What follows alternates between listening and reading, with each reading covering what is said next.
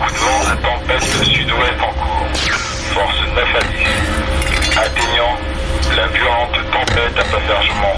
En raison de vents puissants, nous aurons des rafales de vent entre 130 et 140 km par heure. Soyez donc extrêmement prudents. And if you on the beat. Baby, I'm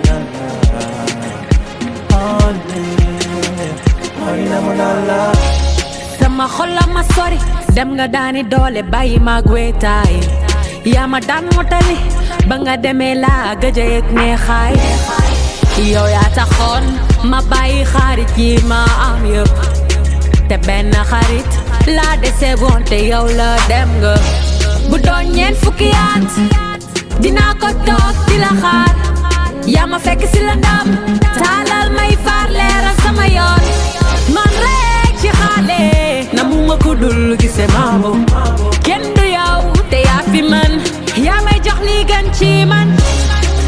Baby, I miss you. Yes, I really do. Honey, I miss you. How can I live without you?